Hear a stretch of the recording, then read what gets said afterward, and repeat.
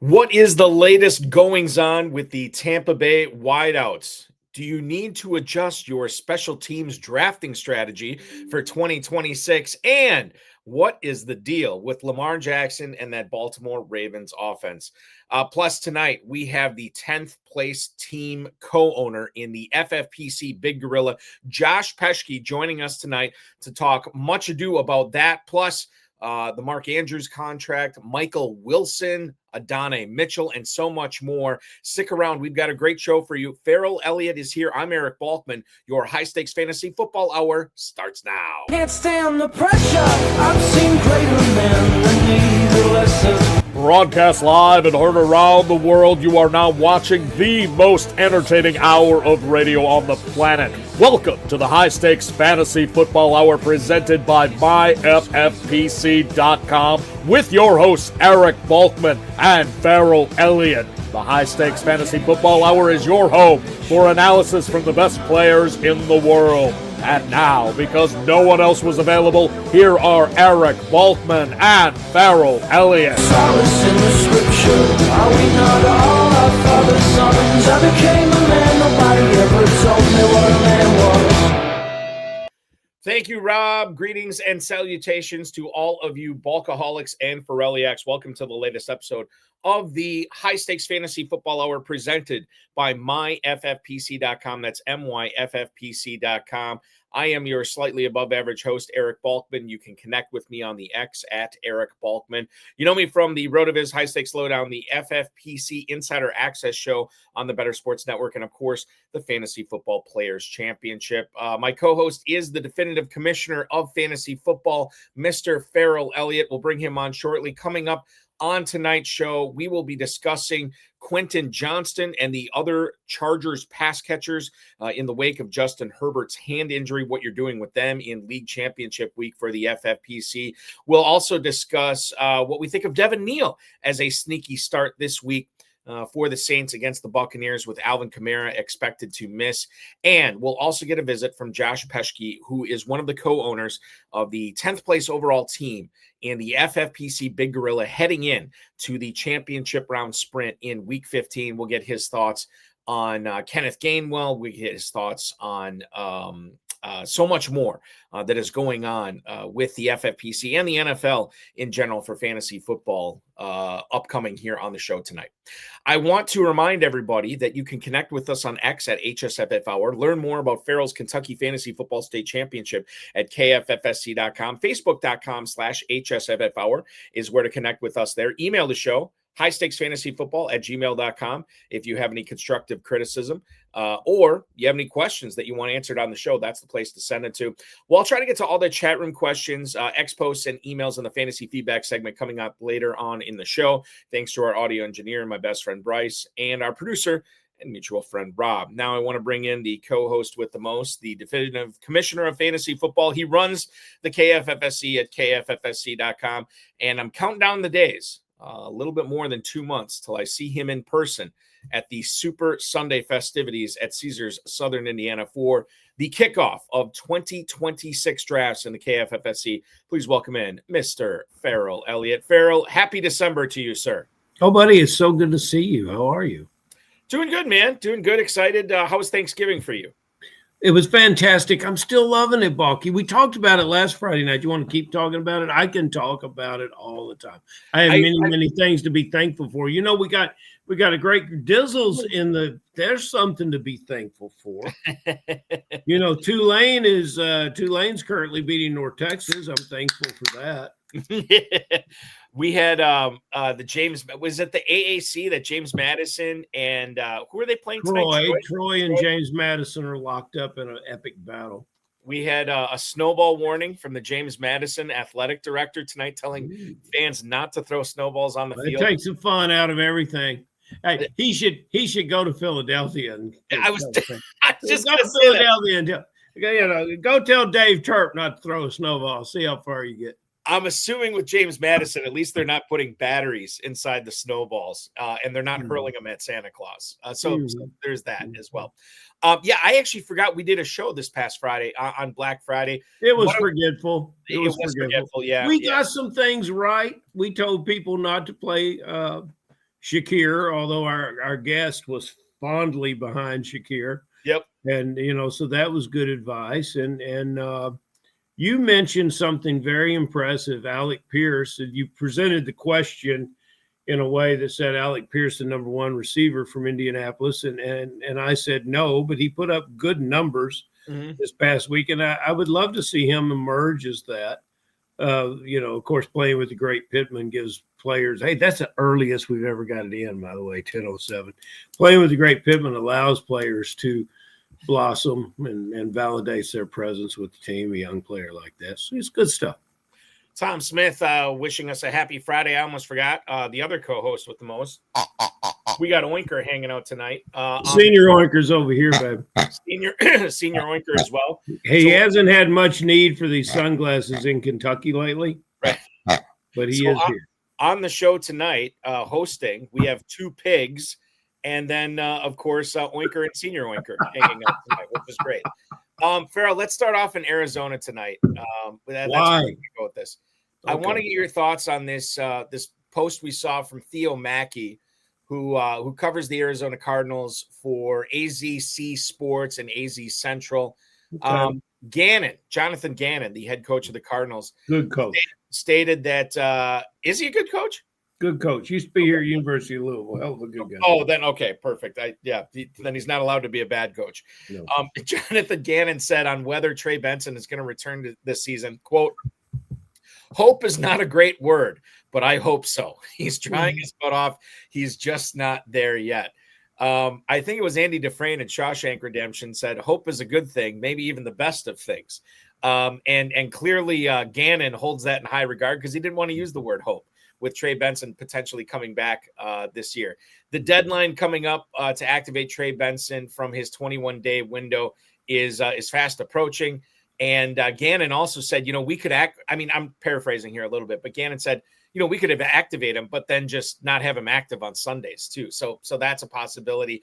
Really frustrating if you've been holding on to Trey Benson this long, knowing you don't have to deal with James Conner, knowing the only things you have to deal with is a bunch of these hodgepodge misfit toys in that Arizona backfield, right?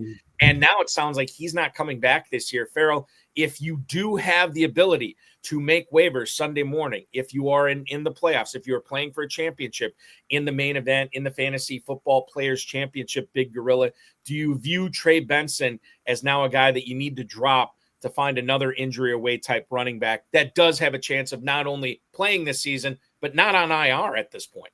Yeah, definitely. Go find you a running back that can play. Go find you somebody that can emerge. You never know who that is. No, we've got a third string running back playing in New Orleans. We've got a third string running back playing for the Chargers. We got several. We got third, fourth, and fifth string running backs playing for Arizona right now. Maybe you want to get one, but sure, you can't get caught at this point playing with 19 players. Now you might say, hey, I've been successful and I've got this far hanging on to Benson. Well, go ahead because the bye weeks will soon be over and you can go forward without it. If you look at Arizona's upcoming schedule, I believe they have a matchup with the Rams in there. But some of these running backs that are playing for Arizona do get to make a post-Christmas trip to Cincinnati. So keep that in mind. Yeah, it's kind of like polar opposites, right? Because you get the Rams this week for Arizona. Next week, you have to go to Houston to face that defense, which is not great. But then the last 2 weeks, home against Atlanta and then on the road against Cincinnati. So I think that there's a possibility that, and you can tell yourself a story like, look, I'm in like 300th place or 400th place, or I think Darren Armani. I wish, Balky. Wow. Darren Armani posted this on X, of course, Fantasy Mojo, fantasymojo.com. Like the two teams that won the FPC and the main event last year were in like 500 and like 800th place to start the championship round. So anything's possible. But I view it as like, if you are several hundred places down, I wonder if you hang on to Benson in the hopes that this guy does become active and then you deploy him in week 16 against the Falcons. You deploy him in week 17 against the Bengals. And if it works out, then that could have you moving way up, several hundred spots in both the main event and the Big Gorilla. So I think when we have the Super Sunday event, there's going to be one lonesome guy with a bourbon sitting in the corner, mumbling something about hung on to Benson the whole way. He could sound a little like Shaq doing it. Oh, I was trying to win KFFSC.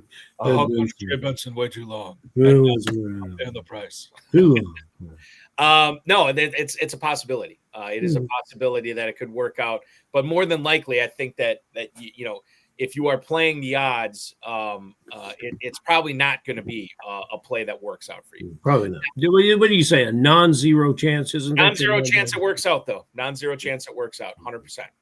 100%. Tampa Bay. Adam Schefter posted this on X earlier this afternoon. Todd Bowles, the head coach of the Tampa Bay Buccaneers, said Mike Evans is not playing this weekend against the New Orleans Saints. Which big surprise. I mean, that's the thing. It's just like, you know, we're not shocked by it, but this is a guy that has been hurt since week 7. I mean, we're coming up on 2 months now. His 21-day return window just opened less than a week ago. He did get in, I believe, 3 limited practices this week as well, but apparently he's going to need another week before he gets onto the field. Next week is not a Sunday game for the Bucs. It's actually a Thursday game against the Falcons, which is, I guess, good and bad, right? It's less time for him to prepare, but it also represents a situation where you don't have to wait on Evans. Like, you'll know what to do with them come Thursday night for sure. Evans could miss week 15. It's certainly possible. Buccaneers passing game has not been the same without Evans. Baker Mayfield has thrown for 200+ yards just once over the last 5 games for Tampa. And in those 5 games, 5 touchdowns and 2 picks. Not great, Bob, when it comes down to that. Now that we know that this New Orleans game will not feature Mike Evans, what do you make of Chris Godwin? What do you make of Emeka Egbuka? You know, Godwin looked really good last week. Egbuka's still been struggling, but we saw what he's capable of. I think for me, Ferrell, this has me really down on Cade Otton. We saw Jalen McMillan's practice window open up as well, but I'm fairly high on Godwin and Egbuka this week now that I know that Evans won't be gumming up the works. Well, and you've got another tight end, and look, 2 receivers.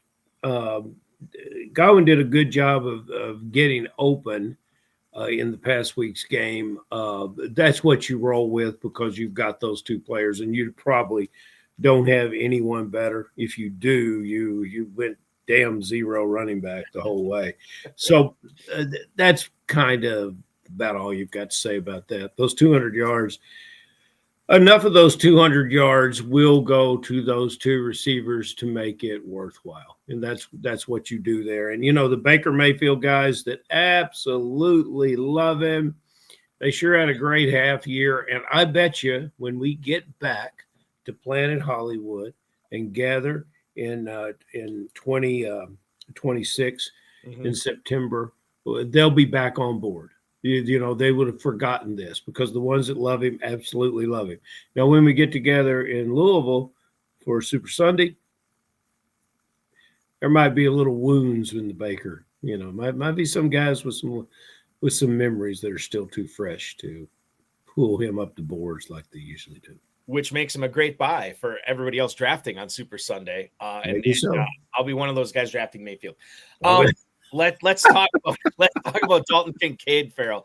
Cameron Wolf, who covers the Buffalo Bills, posted this on X that head coach Sean McDermott said that Kincaid's going to be questionable against the Bengals this weekend.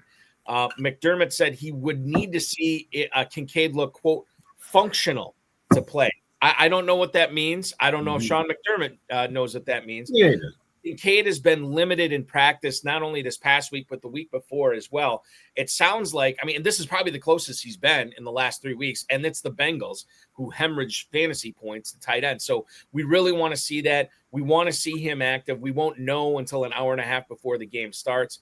I'm not going to put words in your mouth here. I am not interested in Dawson Knox if Kincaid doesn't play, even with the juicy matchup. However, if Kincaid is in there, you got to find a way to shoehorn him in your FFPC lineups this week, even with a guy who's been just limited practices the last 2 weeks. The upside with that matchup, it's too good for me to ignore. So if he's active, I'm playing him. Okay, and I can understand that, and I would not I would not fault you for that. 1 p.m. kickoff too, so we'll know well before any of the and your key word there is against the Bengals. We saw on Thursday night what happens when two offenses get together, and really, there was some good defensive football still being played, and you had 74 points come up.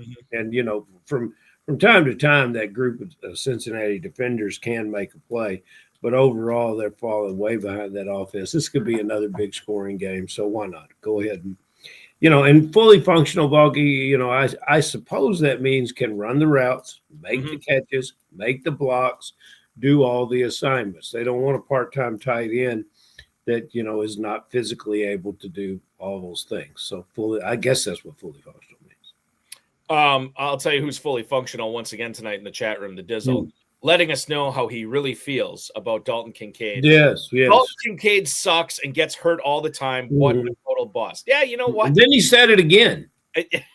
Yeah, just to, listen here for the audio listeners. Yeah, later. For the West Coast group. For the West Coast group, yeah, they in a little later.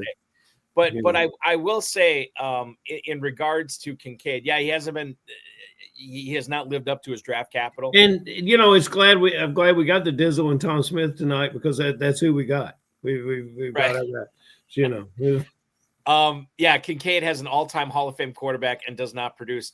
I don't know if there's even even Stephon Diggs, I don't think lived up to his name when he was in Buffalo. He was good, but was he great with Allen? Probably not. And I don't think there's any arguing that Kincaid is, given where he was drafted, he has not met expectations, especially those people who drafted him high in FFPC rookie drafts in the FFPC dynasty. But I will say this, given the state of tight end, you got to roll the dice somewhere. And I think Kincaid, despite roll the dice with Kincaid. I think you could say that about every Buffalo Bill.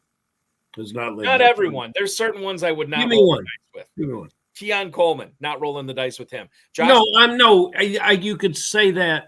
What you said. I'm sorry, Balky. I didn't complete my sentence. You said that a variety of players with the Bills had not lived up to their fantasy potential, and I think you could just double down and say all of them. Yeah. No, I would say that's the case. It just stinks. Like, what if Josh Allen would have found his Devontae Adams in Buffalo the way Aaron Rodgers did in Green Bay, and think about all the magical seasons those two guys had together. Would have been great. Hasn't happened yet. Maybe it'll never happen. We have Josh Peschke, the one of the co-owners of the FFPC Big Gorilla 10th place overall team, standing by. One thing I want to get, and Ferrell, this is probably going to irritate you, but I'm going to bring it up. Why? Because it's a kicker question. I love kickers. No, you do not. You have never loved kickers. No, you have gone out of your way to needle me anytime I bring up a kicker question on the show. Well, what kicker are you going to bring up? We're going to bring up the kicker, Brandon Aubrey. No needling from anybody. 5 for 5 field goals last night. One extra point, and he was the first kicker in NFL history to drill 3 55-plus yard field goals all in the same game. Unbelievable stuff. My son had him on his fantasy team. He was just on cloud 9 this morning, including, by the way, Aubrey, a 63-yard field goal, which was good. That's his third 60-plus yard field goal this season. Ferrell? He will be the first kicker that I will ever draft in a single-digit round upcoming this year. Now, I'm going to try to draft him in the 12th round, see if I can get away. See, now this is my question. Are you changing the way you're drafting kickers in 20? No, I'm changing the way I'm drafting Aubrey. Just Aubrey. Okay. Yeah. So that's what Aubrey, I'm like, I listen, I want to make sure you're not messing with me here. The Detroit kicker has similar skills. He's got a coach that doesn't let him kick much. But Aubrey is true. And that's the beauty of spring football. Occasionally, and especially with a specialist, those guys can get the opportunity they needed. This guy was sitting on the couch. Nobody really gave him an opportunity. Look, he's the best kicker, he's a generational kicker in all of football. I can't remember a guy that was ever like this. And he's leading. There's all this commentary about kickers kicking longer and longer field goals. Well, he's showing them the way, and the rest of them are picking up their games. And, the ones that can't pick up their games, I mean, Koo's kicking the dirt and, things like that. There's other kickers that are struggling to try to keep up. But, you're seeing a true separation amongst the guys that can and can't at the position. I think it's fascinating. I think it's crazy that you have Brandon Aubrey list. Like, okay, here's what Dizzle says tonight. Aubrey has more fantasy points this season. He's at 163. He's got more fantasy points this season than Justin Jefferson, Saquon Barkley, Ashton Genty. All three of those guys drafted in the first round of numerous FFPC main event and Big Gorilla drafts, and Drake London, who I saw go off the board at the tail end of the first round in some of those drafts as well. Currently, and this is maybe the most shocking, Aubrey would rank with those 163 fantasy points, quarterback 22, running back 12, wide receiver 7, and tight end 2 in fantasy football. This is crazy Tom Banana Pants. I mean, it's absolutely insane. Yeah, see, Dizzle has oversold it. Now I'm going to have to draft him in the 7th round. I'm glad, geez, Dave came in too strong. I think that this Aubrey thing is just, I mean, it's insane. And I'm very, very interested to see what happens in fantasy drafts next year with where Aubrey goes off the board. And by the way, his season's not over. He's still got 3 weeks of fantasy left. He's got 4 weeks total on the NFL season. We'll kind of see what Aubrey has up his sleeve for the remainder of the season. Okay. Ferrell, I want to get into tonight's guest and bring him on right now. Why not? He is one of the co-owners of the Big Gorilla team that's currently sitting in 10th place overall as we head into league championship weekend and then obviously the championship round sprint coming up in week 15. He's joining us tonight on behalf of his other co-owners. Please welcome onto the program, Mr. Josh Peschke. Josh, welcome aboard. So glad to have you tonight. Good evening, sir, and thanks for hopping on. Good evening, fellas. Thanks for having me. It's exciting to have you on, and so I was speaking with Bryce Fassbender, one of the other co-owners, and he just nominated. He's like, "Look, I can't come on, but Josh will come on." Are you sort of like the media coordinator of this crew that you do all the media appearances that you're coming on tonight? I think that's fair to say. Yeah. They had asked me, "Oh, have you heard of this show?" And I'm like, "Oh yeah, long time listener." So when he told me there was an opportunity, I'm like, "Oh, I have to jump on and chop it up with these guys." Yeah, that's awesome. And we're very thankful for you doing this tonight. I want to talk about some of the players on that 10th place Big Gorilla team. We'll also talk about some players that are not on that team as well. I'll lead things off in Pittsburgh. Kenneth Gainwell was a player that a lot of high stakes players were trying to pick up and were starting over the course of the last few weeks. Week 11, week 12, he was great. He was flexible, definitely top 25 running back, maybe even running back 1 on certain main event and Big Gorilla teams. But week 13, he comes back down to earth, fails to top 7 fantasy points. He plays Baltimore this weekend. In your opinion, Josh, does he make a nice flex play, or are we going to see more of what we saw this past week in week 14 as opposed to his big blow-up weeks 2 and 3 weeks ago, respectively? I think Gainwell's a tricky player this week. I think if you need him, he's a good play. It's difficult because his snap share is quite low, but his targets are quite high. Mm-hmm. So I do think that he offers a floor, and he does have outs because of how incredibly athletic he is. And I mean, I'm from Wisconsin, giant Packers fan. We all know what Aaron Rodgers likes to do. The man likes to check it down. He goes through his progressions. He's going to hit Gainwell, and Gainwell is explosive after the catch. So I think he's completely viable. Mm-hmm. I want to get to Ray C's question here as long as we're talking Gainwell. Josh, this is a flex question from Ray C tonight. Basically 2 of these players. One of them has to be a running back. The other one could be a flex. So we would include Luther Burden in on this as well. But basically what Ray's looking at is Kyle Monangai, who is at Green Bay this week, the aforementioned Kenneth Gainwell, who is at Baltimore this week, Adonai Mitchell, who we'll talk a little bit more about later on in the show, who's actually at home against Miami, and then Luther Burden, who is also in Green Bay taking on the Packers this week. If I were to ask you, which is the running back, which is the flex here, who would you go with? This is definitely a risk tolerance type of play. Monangai's been hurt this week. Gainwell with the lower snap share. AD Mitchell coming off the giant week last week, and Luther Burden kind of stepping into that void that left by Rome Odunze. I do think Luther Burden and A.D. Mitchell coming off of the big game last week are going to be quite popular this week.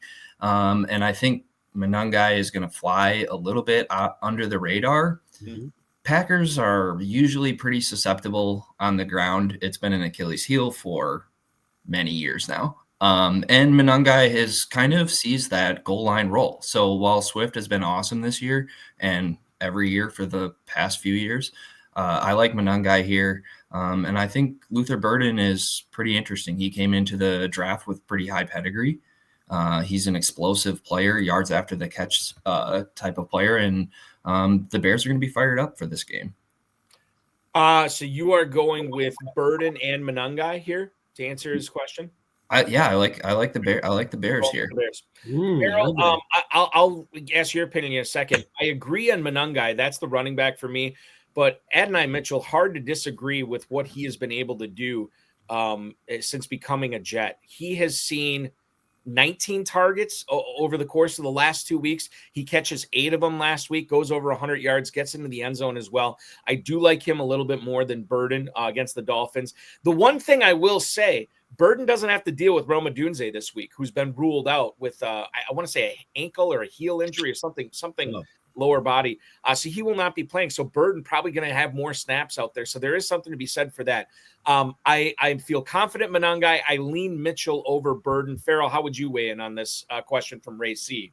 I'm going, Ray C, sorry, he didn't ask me. Ray C asked the right man. And I'm going to agree. I'm going to agree with Josh because Dave is right. Josh is the face and charisma of the team. And it's a good face, Josh. It's a real good face. But in your setting, you're kind of terrifying me. I'm having flashbacks to, Balky and I are big movie guys. And I'm having a little flashback to Javier Bardem from No Country for Old Men. I'm getting, you're just making, there's that smile, though, so you don't look quite as intimidating there. But it's If Ferrell asks you to call a coin toss tonight, Josh, just switch off the camera and get the hell out of here. Yeah. All I got to say about that. I'll tell you what. I wish I could get the hell out of the Lamar Jackson fantasy football. No, you can't. We told Josh. Do you really listen to the show? Oh, I've listened to the show for many years. God bless you. Well, we throughout the summer we had a theme, and that theme was beware of Zay Flowers, that people were overdrafting him. And I think we hit the number. I think we're going to hit the number. I said 70. The best you can expect is 75 catches and 5 touchdowns. Right now, he's at 60 catches and 1 touchdown. And what's really, really disappointing if you have Zay Flowers on your roster is that 20% of his yardage came in the very first game against Buffalo Bills way back in September. This has been, and now we have a question that says, what do you do with Zay Flowers? Well, you put him on your bench and you leave him there. Is my answer. He's had some decent double-digit games if you can want to try to win in the FFPC with 11 and 12 points. I don't think that's your game. I don't think you're playing Zay Flowers. I would you talk about a flyer on a couple of these Chicago guys or any of the emerging young players. Balky all of a sudden has become an Alec Pierce fan. Play that guy. What are you doing with Zay Flowers? And did you buy into what we talked about early in the season? No Zay Flowers at the draft cost of where he was going.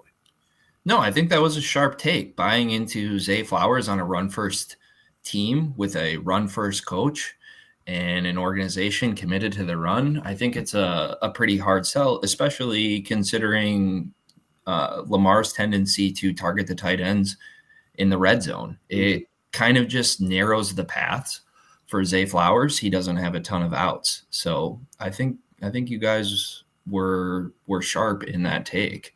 Mm-hmm. In regards to Flowers, I don't have him in a lot of spots. I do have him in a few. And for where I drafted him and who else I have at receiver on that team, I don't really have many better options than him. The thing is, the dude has not seen fewer than 5 targets since week 3. He is catching passes every week. with the exception, and I don't know how it happens against the Bengals where he gets 2 catches for 6 yards, but it happened. But you look at his receiving yards, 58, 78, 75, 64, 63, 46, 72, 74. Like he's been putting up yardage this year, so he's getting involved.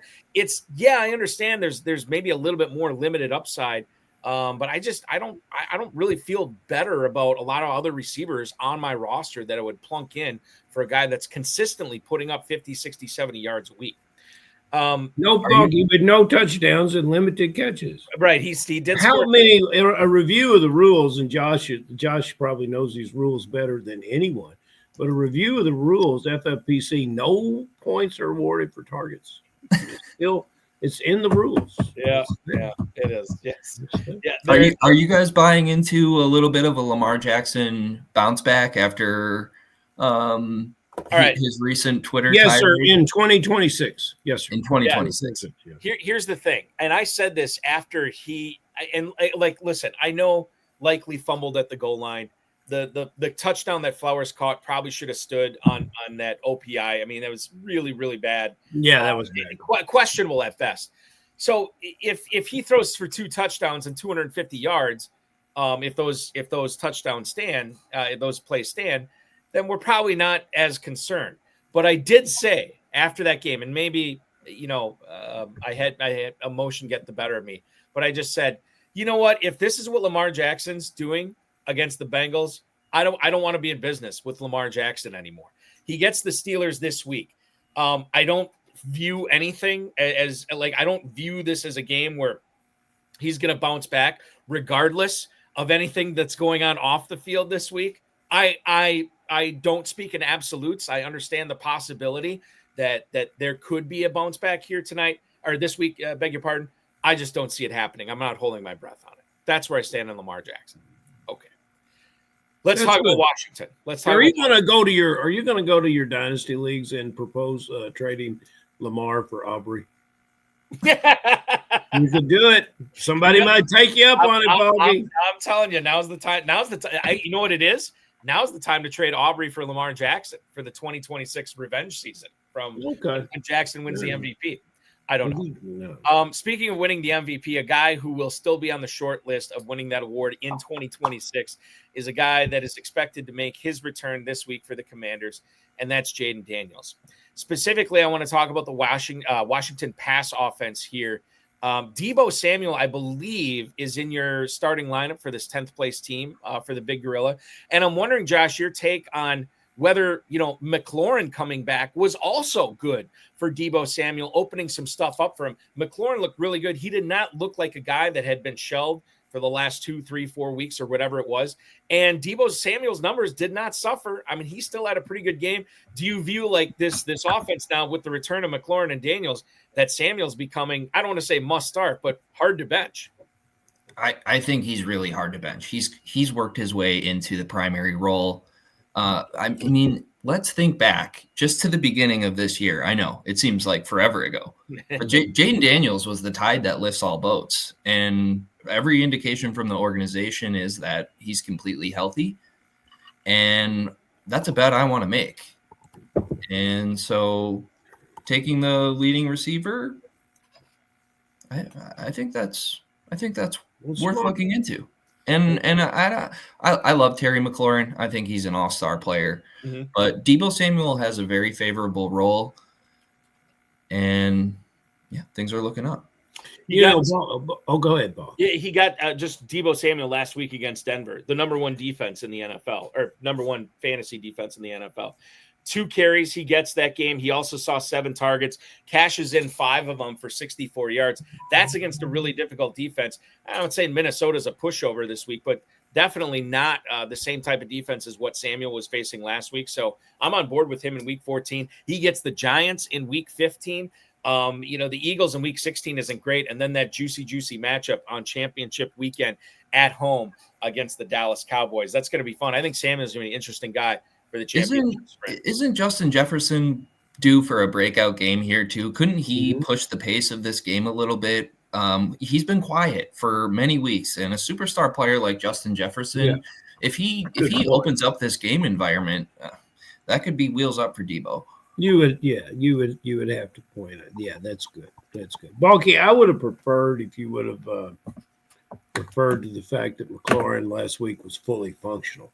That would have helped, Well, fully functional. The listeners could have understood McLaurin's health situation. Sean McDermott would have been the only guy that understood what that meant. Yeah, the listener still would. Well, Justin Haber, not fully functional this weekend for the Chargers.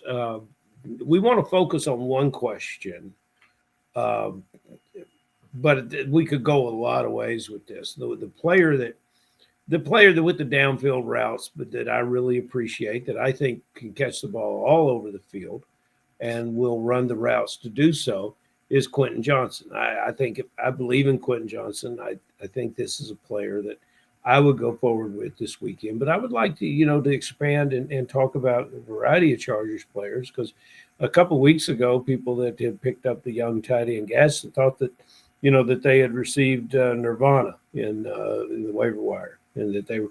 So is this injury that debilitating that you think the Chargers come out with less of a pass attack? Or do you think that Justin Herbert is just somewhat hitting the wall in his performance? Is it all physical? Is it teams are figuring it out? What's your thought about the Chargers? I'm a big Justin Herbert believer. I think it's purely physical, and I think this is a good spot for QJ this weekend. They really saw no fall off when Omari and Hampton went out. Mm-hmm. So I think they're going to be able to run their offense the way that they want to. Mm-hmm. And Quentin Johnson is going to be a big piece of that. And if Herbert says he's good to go, I have no reason to not trust him. Mm-hmm. The other thing that I should bring up with Quentin Johnston, that Chargers offensive line is so bad. Mm-hmm. Not bad. It's just beat up. You don't have Slater. And I wonder if they just, coupled with the hand injury, I just wonder if this is like a Gadsden game, a McConkey game, where Johnston just, he beats you deep. That he's the lid lifter, he's the field flipper, and I just don't know if he's going to have the opportunity to do it. Chargers offense could still be very good, to your point, Josh. I just don't know if Johnston is part of the reason.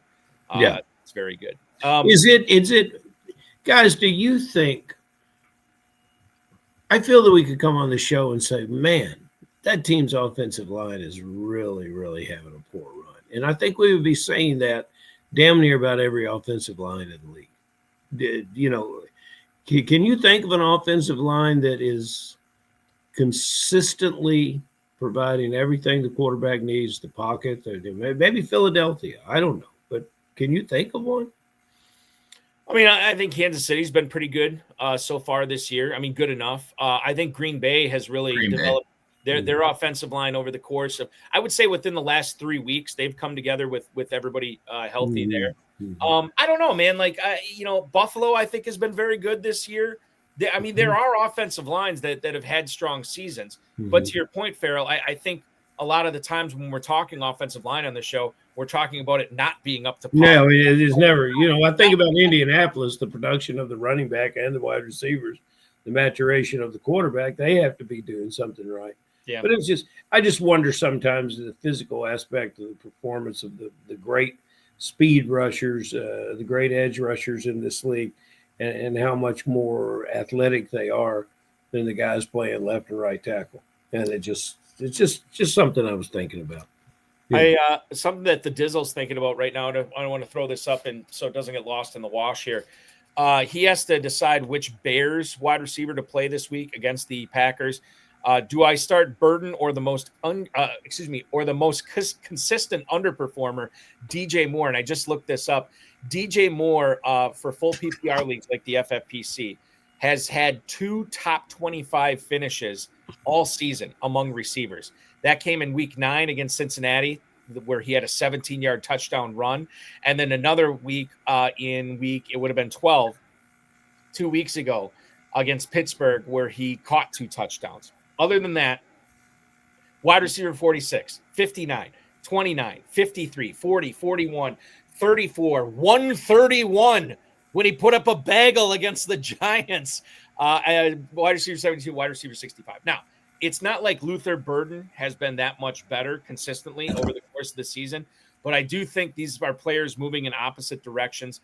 I would actually lean towards starting Burden here over DJ Moore for Dizzle. Josh, how do you feel about it? That's interesting. I think I'm pretty torn. I might be stuck to my priors here, but I'm a big DJ Moore truther. I think he's the full package. He's had a very underwhelming season, and part of that is the emergence of Burden, the emergence of Loveland, and Roma Dunze sort of having his, well, now muted but breakout season. But I do think there is some familiarity there. I think I lean DJ Moore. Ferrell, you're going to go Moore or Burden in this sense? Difficult for me because I have not crossed this conundrum in fantasy football this year. If I want to win this thing, I'm going to go with Burden. I think it's close to Josh's point here, but go with God on this, Dizzle. I'm going to change it 4 times on Sunday morning too, and then I'm going to pace around, and then I'm going to call some guy who's already thinking about baseball season and talk to him about it, and then I'm going to listen to that smart girl that went to MIT that is working on her figure and looks great. It's whatever she says, I might go for. I think that we're overthinking this here. And Dizzle pointed out, has DJ Moore ever had his own brand of potato chips? I said this bag. The answer is no. But Luther Burden has, where you can get the Old Vienna Red Hot Riplets, which is a special Luther Burden edition of honey barbecue flavored potato chips. I don't know where you can get them, but I do know they're being sold right now. So there is something to be said for that. Okay, let's talk more receiver here. And we touched on Adonai Mitchell. I want to bring up Michael Wilson here as well. Who do you think has the better fantasy week? Another way of asking this question, Josh, who would you rather start between Adonai Mitchell at home against the Dolphins or Michael Wilson, who's home against the Rams? But as we found out, no Marvin Harrison Jr. officially this week. Wilson or Mitchell, who would you play in week 14? I think this depends a little bit on your preference. I like receivers who are big and athletic, the DK Metcalf, the Devontae Adams. And I think in this scenario, I would rely on Adonai Mitchell. He has those physical tools that it just gives you a few more outs. I know Michael Wilson has been he's been balling lately. But they are playing a tough Rams defense, and this does kind of feel like a down-to-earth, fall-back-to-earth game for Jacoby Brissett. He's been hot. He's been hot, but this feels a little trappy to me this week. I've really enjoyed watching it, though. I know what you're saying. Me too. I don't want to see it end because I've enjoyed fun player. Yeah, exactly. Another player I enjoy watching, Mark Andrews. Looks like we're going to get to watch him more. These old tight ends won't go away. Mark Andrews with the 3-year contract extension, perhaps he fulfills all 3 years of the contract. If I could get in my time machine and go backward, well, probably wouldn't have as much Andrews as I have on my rosters. But going forward, what are we going to think about when we get to the Big Gorilla, when we get to the dynasties, when we get to the main event and we head live to Las Vegas? What are we going to be doing with Likely next year? Is this mix of confusion? Because it seems like Andrews is always going to get his, and it seems like Likely just might be a best ball player while ever he's at Baltimore paired with Andrews. And I'll just preface this before you answer, Josh. I just ultimately assumed Likely would be the next guy in Baltimore. And once Andrews was off this team, which I thought might happen before this season started, it didn't. But I thought for sure it would happen. And then they extend him. And this dude is already on the wrong side of 30. As Dizzle has pointed out, Mark Andrews is absolutely terrible. He's averaging 27 yards per game in 2025. And yet The Ravens believe in him, and whether we believe in him or not is kind of irrelevant. If the Ravens are going to give him this kind of money, it does make me very skittish about how I'm handling Likely in drafts and how I'm handling Likely in my dynasty leagues right now after I see what Baltimore did. I don't know, man. I just like that Ferrell would use his time machine and to focus on fantasy football. That's good to know. His heart's in the right place. That's all. That's all. That's all. I think that Mark Andrews has not been fully healthy, and I think the Ravens know that. And I also think that when he is healthy, he's an elite player, an elite red zone weapon for Lamar, and they have this chemistry. I understand the 27 yards a game, but he's been pretty bankable as an elite tight end for many years. And I think the Ravens extending him is a vote of confidence in him for the next few years. And how often do we see these tight ends have magical late career seasons? They start to figure the position out a little bit more. They get a little bit stronger, a little more seasoned in the NFL. And he's attached to Lamar, and this is Lamar's favorite target. I think Likely he is a one-hit wonder. He had that smash game, was it 2 years ago, week 1? And so it's that everybody that sticks out in everybody's head. He had this giant game, and he looked awesome. I think that's part of the hurdle here is he's such an athletic player that you would think he'd be able to usurp Mark Andrews, but I think there's a technical component that he may be missing that Mark Andrews definitely possesses. Yeah, and in the world of football, you love playing for a coach and an organization that keep the team intact and support the players. That's good for the locker room and good for everyone there. So I can see why the Ravens do it. You know, they're interested in winning football games. It'll be curious to see how they use them. Isaiah might be a little bit better player in my mind than he is in yours, but I guess that's a position that I'm going to avoid. 2 tight ends equals 0 tight ends for me. So he's gonna break out later in his career. Yeah. That's the thing. He's young and athletic. He's going to get a second chance, maybe on a different team, and he's going to hit. And Dizzle's pointed out a lot of good young tight ends, and they're there. So why not? Why not go ahead and spend your money on tight ends, spend your draft capital on tight ends, and then the Dallas kicker. That's what you need. Yeah, exactly. Yes. The theme of this show, not necessarily in that order either. Yeah. Isaiah Likely will turn 26 in April, so he's definitely got some good football. Plenty of time for sure. All right. The what did I want to talk about here? Oh, Amari and Hampton. If we can get back to the Chargers, it's a Charger show tonight apparently. Hampton practiced in full today, according to Daniel Popper, who covers the Chargers for The Athletic. He was in a blue jersey participating in the red zone walkthrough today as well. This is obviously a good sign that he is going to play. However, a couple of caveats here. Number one, just because he plays or just because he's active doesn't necessarily mean he's going to get a starter's level of volume. If you're thinking about playing him in your Big Gorilla or Main Event championships. And the other thing to consider too, this is a Monday night game. So there still is a non-zero chance, although I think it's very small, that's why I say non-zero, that he does not do anything, that he's inactive. They decided to hold him out one more week. When you consider all these factors, obviously it's going to depend upon your team. But Josh, if you're looking at Omari and Hampton this week, would you be rolling the dice and starting him, or would you more often than not land on the cautious side of still not playing him? The 220-pound first round Omari and Hampton, I think I'm willing to bet on that guy. I think I'm willing to bet on that guy. I think he's a stud. And if he's healthy and he's playing, I'm playing him.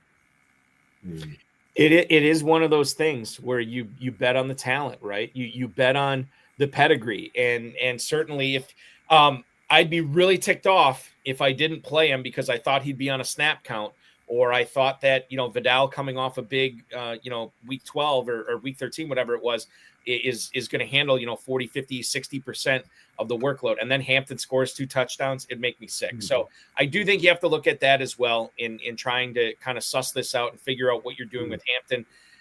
It's a Monday night game, and obviously your specific roster should probably answer the question for you on whether you're playing Hampton or not this week. That's just one of the running backs we're considering here, Ferrell. There's another one we need to talk about in the Big Easy. I love going down to New Orleans. I hate that Alvin Kamara is not in a lineup, and these guys that I wonder next year, has become, especially amongst the pros that we talk to in the summer, it's become very passe to draft a handcuff running back. I wonder if we'll see a return to that based on what we've seen this year. But I don't think in New Orleans, Devin Neal is necessarily handcuffed. He's a big guy. He's a bit slow of foot.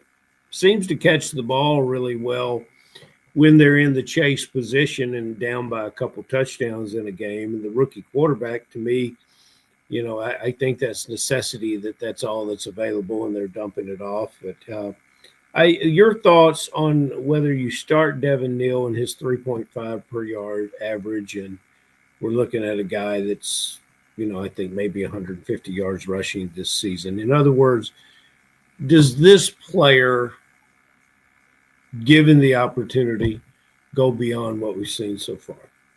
Can you trust him? Do you believe it? Yeah, I believe in Devin Neal. I mean, he's given me no reason not to believe in him. 4 straight 1,000-yard seasons in college, minimum of 20 catches every single year at Kansas. I mean, I think he was a little bit of an underrated prospect. I'll feel better about the play if we get some more clarity on Chris Olave's status. I think that Chris Olave kind of opens up the offense a little bit and is Shuck's security blanket. But yeah.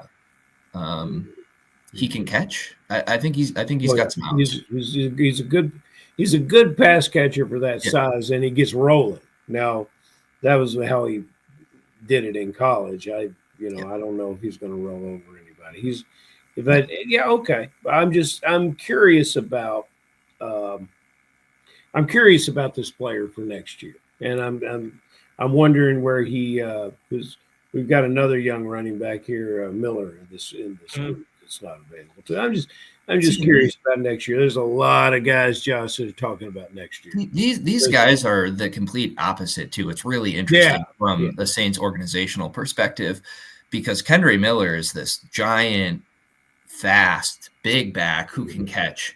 And then Devin Neal is a little bit more of a plotter, but has a lot better vision and more consistency. So it'll be interesting to see how it plays out. I've always been a little bit of a Kendre Miller truther, even though he's never really shown it at the NFL level. I think he's dealt with a lot of career injuries that have kind of hindered his development. But Devin Neal, good prospect, and hopefully he shows us something down the stretch. The question here from Dizzle, Saints are 8.5-point dogs in Tampa this week. So he may not be running much. And quite frankly, he hadn't been all that great running. 7 for 18 against Atlanta, 14 for 47 against Miami. However, he has seen over the course of his last 3 weeks, essentially when Kamara got hurt, he has seen 13 targets. He's caught 11 of those 13 targets over the course of the last 3 weeks for a total of 70, just under 80 yards. I don't have my exact math in front of me here, or in my head, apparently. So I can catch. Will it be enough? I don't know. I will say that the good thing here is Taysom Hill, who we thought would factor into the ground game a little bit more with Kamara out, had 1 carry last week and didn't look all that good on it. So I think that, you could do worse than Devin Neal. He's certainly not a player I want to try, especially against Tampa. Like this week, not only are they 8.5-point dogs, but you can't really run on Tampa. You beat them through the air. And there could be some checkdowns from Tyler Shook this week to Devin Neal. So I think he makes for a decent flex and a good solid second flex. He's a clone of Gainwell. He's a Gainwell clone. I don't think he's Statistical Gainwell. Yes, statistically speaking, I think you are very close to. You might have even hit the nail on the head there, but I would definitely agree with that. I like this game environment. I think this is a game this week that I want to be betting on. I don't know where the points are going to come from, but I do think there are some outs for Neal in this environment to step up and be useful in your lineups this week. I love that expression, outs, Bucky. Yeah. I want to adopt that. Josh, can I adopt that? Absolutely. Well, Ferrell, that's a poker term, or at least that's where I heard it first. Well, I don't know much about poker. Really? Yeah, because you're a craps guy. I forget. But we'll get together and we'll play some poker, we'll play some craps, and both of us will have a great time. Yeah. Josh, you're invited. Yeah. So for the final question here tonight, Ferrell is going to pitch it to you about sleepers and busts. Well, we've had some really, really impressive responses lately, Josh. And then we've had guys that won't even answer the damn question. It's like I never ask it, Now, you can't use anybody we've talked about before. But who you going to set? Last week I called set Khalil Shakir. I'm going to carry that, man. I'm going to talk about that all year long. I also said go ahead and start Pittman. And that didn't help anyone. It's a tough question, but I want to know who you are going to set that most people will just put in their lineup. One of those just automatic kind of lineup guys. And then I want to know who that that you're going to put in, that you're counting on, that you can see having a late season surge to deliver you to victory in this head-to-head championship FFPC weekend. I think I'll go bold here. I think you can sit Saquon Barkley. That's bold. Wow. That's bold. I think you can sit Saquon Barkley. Very bold. Barkley, just for what it's worth, and I know he went against the number one defense of the Chicago Bears last week. 13 for 56, 10 for 22. It took him 26 carries to get 83 yards against Detroit. Green Bay held him to 60 yards on 22 carries. You have to go back to week 8 where he churned out a 14 carry for 150-yard game. And that's been his only 100-yard game of the season. Now, I will say against the Cowboys, who bottled him up pretty good, 10 for 22 on the ground, he did catch 7 passes for 52 yards in that game. But he has not caught more than 4 passes.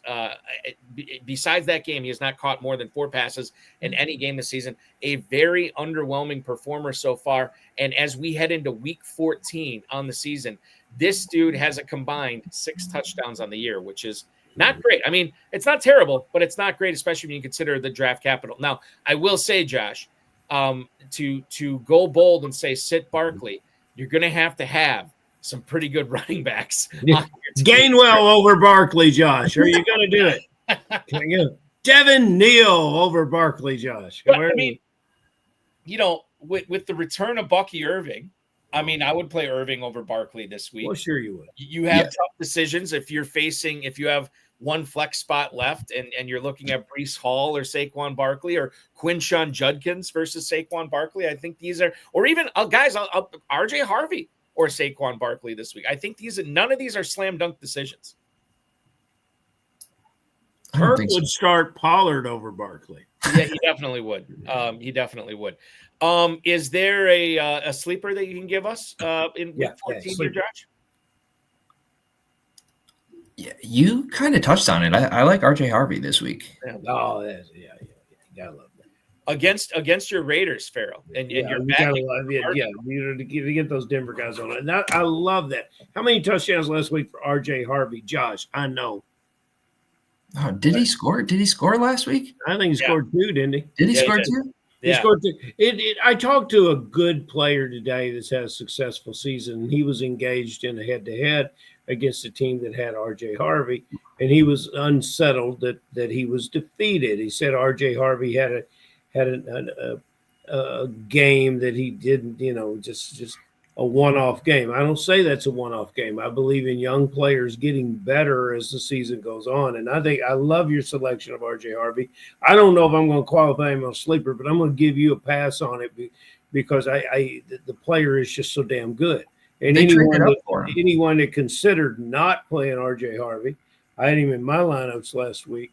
But I admire many of the drafters that draft young players and then get to this point in the season, and that young player is really beginning to develop. So, everybody that took Harvey, the tip of the hat for me.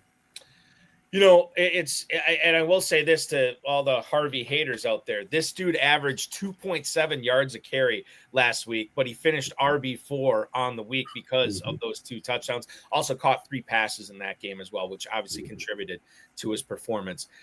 Listen, Josh, this was so much fun having on. By the way, what part of Wisconsin are you originally from? Oh, dead center, Wausau, Wisconsin. Wausau, baby. I love it. Well, where are you now, Josh? I'm just outside of Seattle. Yeah. Wow. Yeah. Long way from home. So Wausau, and you moved from Wausau to Seattle for work or after college, or what was it? After college, moved to Milwaukee, lived in Milwaukee for a few years, and then I moved to Dallas for work, and then moved out to Seattle. He's going west, Balky. Yes, go west, young man. He is one of the co-owners of the 10th. I should. Maybe I'm being presumptuous on this. Are you one of the co-owners of that team? One of the co-owners, but I want to give credit to the main individual, Tom Fish. He had a great draft. He's incredibly sharp.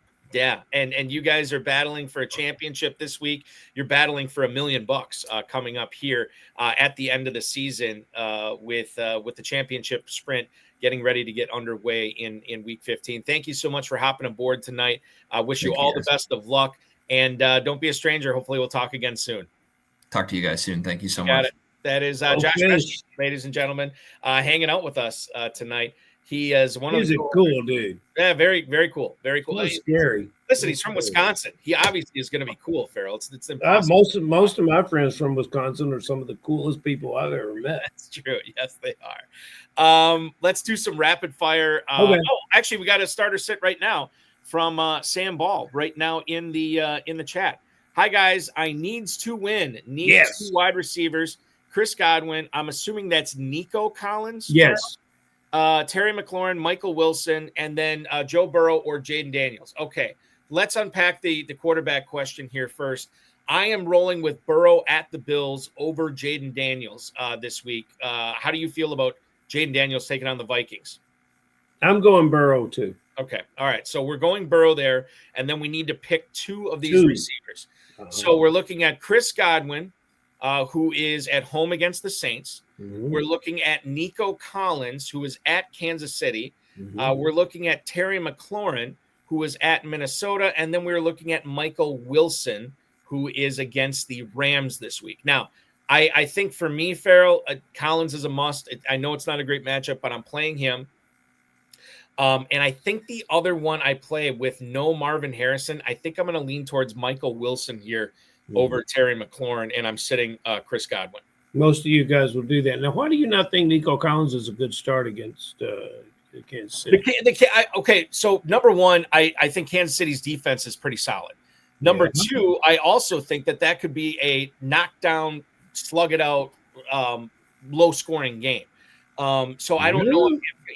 I'm going to look at the total right now, but that's just what I think on the surface. The total on that Chiefs-Texans game, was that a late game here? Yeah, it's a Sunday night game. Yeah. Total on that is 41.5, which to me does not mean a whole lot of points are going to be being scored that game. I like Collins and I like Godwin. So you're going Collins, Godwin, Burrow. Yeah. I'm going Burrow, Collins, Wilson. There you go. All right. Let's move on here. By the way, shout out to New Jersey. That's where Sam Ball is. Sam Ball asked that question. Sam Ball, if you need a head-to-head win, go to Godwin. If you're in a tournament, go with Wilson. Oh, actually, that would make some sense. Yes. I can get down for that. Bill in Boise, Idaho. Oronde Gadsden or Darren Waller this week, Ferrell. Assume tight end premium scoring. I think this might be sacrilege. I think I'm going to roll with Waller here over Gadsden. Can you believe we're fielding questions on Darren Waller? If I told you this back in the summer, you would have said, Ferrell, you're so damn high. And, if you're high enough to go with Darren Waller, why not, Bucky? I'll join you. Yeah, I mean, I don't know how this Herbert thing is going to go with his hand. And I know that with the offensive line. Maybe more quick passes means more for Gadsden, but Waller is the second, well, technically the third option after Achane on that offense, and he's been making plays. Well, we talked about old tight ends.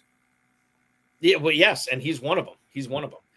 The defending champ in the FPC has a question for us this week. Mike Melberg. Good God, why? From glorious Appleton, Wisconsin, chiming in right now. Michael Wilson or Michael Pittman? Ferrell, I think you have to recuse yourself from answering this question. Ferrell's going Pittman. I'm going to lean towards Pittman as well in this, Mike. So that's where we go on that. Yeah. Okay, who did I say was next here? Did I have? I think Mike has somebody else. He should play both those players. He's got somebody else to sit. We need a full disclosure from him. Sit Barkley and play Wilson and Pittman. At running back. You know. Yes. Todd in Miramar, Florida. Jacoby Brissett or Daniel Jones? Brissett this week is taking on the Rams. That's at Arizona. And then Daniel Jones, still dealing with that fractured fibula. He is in Florida taking on the Jaguars. Wow. I don't know if I've heard a tougher one that way. I'm going to go Jones. I'm going to go Jones.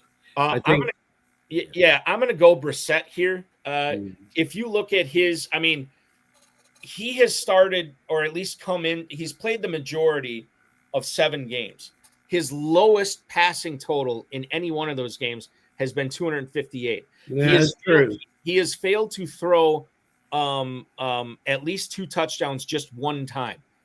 He's been incredibly consistent. Mm-hmm. I don't think the Colts offense is trending down. I'm not willing to go that far yet. But I trust Brissett a lot more, and they're airing it out, man, and they're going to air it out again this week. And and they are airing out, and you know, I think about it, Indianapolis. I think Indianapolis with their run game is a strength for the quarterback, but it maybe Jones gets to that 22 point number that I'm looking for.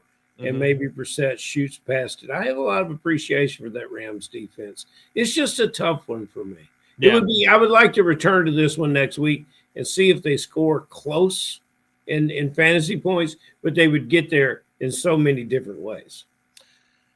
The total on that Rams-Cardinals game, 47.5. Cardinals are 8.5 point dogs. The total on that Colts-Jaguars game, 46.5. So I guess it's not that far off. Colts are 1.5 point favorites there. 6 or 7. 6, 7. 6 or 7. That's somewhere around. I don't think it's or. I think it's 6, 7. 6, 7. Don't okay. Put the or Sorry. There you go. If my daughter was awake right now. Is she still up? Yeah. Talk to her about it.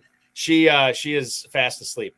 She's out chasing that lost cat again. No. I checked before I went on the air tonight. Both cats accounted for and in the house. Thank God, because it's cold. It'd be a cold night looking for cats tonight. The last email I have here is from Ed in Boiling Springs, South Carolina.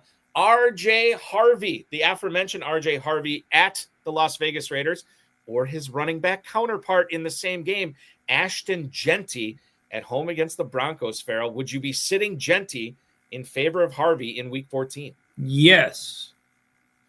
I think that the only saving grace Genty has had for the majority of the season has been his pass-catching chops. Like, that's what's saving him. He has gotten 24 targets over his last 3 games. He's turned them into 20 catches in his last 3 games, well over 100 yards receiving, including 1 touchdown. Dude hasn't been able to do it on the ground. 15 for 31, 17 for 50, 6 for 7, 19 for 60, 13 for 42. But through the air is where his bread is being buttered. I am still going to roll with Genty in this over Harvey, even though it goes against what you're saying, Ferrell. I could be wrong. It's close to a coin flip for me, but I'm excited about those Genty pass catching chops. And Sean Payton scares me. Any kind of Denver running back, I never know what this guy is going to do on a weekly basis. And Harvey was not all that efficient last week. Good matchup this week. I just don't know if that's good matchup for him. Yeah, and if you believed in Jenny and spent that draft capital, it's a hard situation. And if you're making this decision about these 2 players, you've got a damn good team. But, which I think everybody's sending starter sick questions to us at this point of the year. People have damn good teams. Yeah. So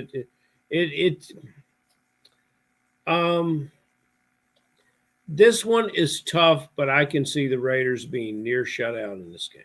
Oh, wow. Okay. Yeah. Which would mean some Harvey running in the second half for sure. Ferrell, I want to remind everybody that the KFFSC Super Sunday drafts are live at kffsc.com. You can draft live at glorious Caesars Southern Indiana and hang out and watch the Super Bowl that week as well. That's going to be a lot of fun. It'll be my first trip doing it. Very excited to do it this year. Drafting, I believe, 8 or 9 teams that weekend. It's going to be glorious. I can't wait to do it. You can join me. You can join Ferrell. Register now, kffsc.com. That's kffsc.com. Thank you so much, Ferrell, for hopping aboard tonight. Always a pleasure, my friend. And we will do this again 7 days from now. See you then, Balky. That is Ferrell Elliott, ladies and gentlemen, the definitive commissioner of fantasy football. That's going to wrap things up tonight. I want to thank Josh Peschke, Ferrell Elliott, the FFPC, Rob Bryce, and, of course, each and every one of you. As I said, we will be back next Friday at 10 p.m. Eastern time. The RotoViz High Stakes Lowdown, in case you missed it, we had ESPN stats and info researcher Mackenzie Kramer on the show this past Tuesday because he is 18th place in the FFPC main event right now. Great conversation with him as he gets ready to try to win a couple of main event league championships this week. RotoViz High Stakes Lowdown will be back at 10 p.m. this coming Tuesday as well.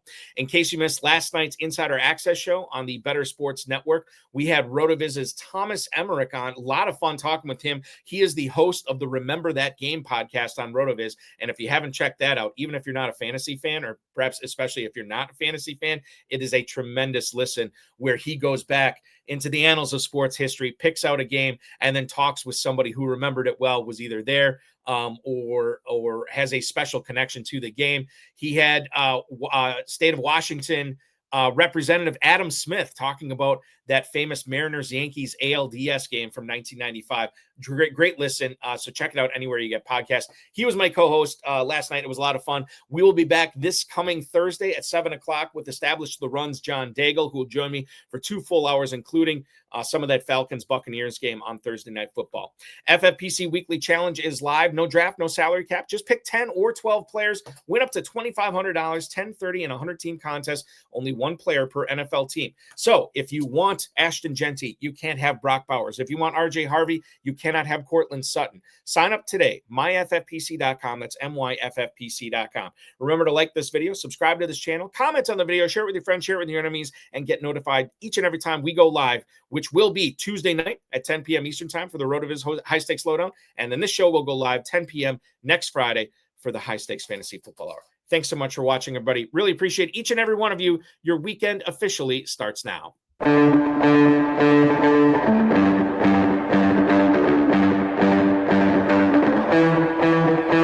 This has been another episode of the High Stakes Fantasy Football Hour presented by myffpc.com. It was broadcast live and was watched around the world. Balky and Ferrell will be back next week with more analysis, more interviews, and more advice from guests much smarter than they are. Thanks for watching, and we'll talk with you again next week. Also want to let you know, too, we do have a fairly exciting announcement with the FFPC that's coming up. Only you who pay attention to this post-show stinger will know about it. But look, remember to check your emails Monday afternoon because you'll have a special message from the FFPC. And I'll leave it at that. Thanks so much for watching, everybody. Have a great weekend. We're off and running. Good luck in your league championships this weekend. Championship round is next.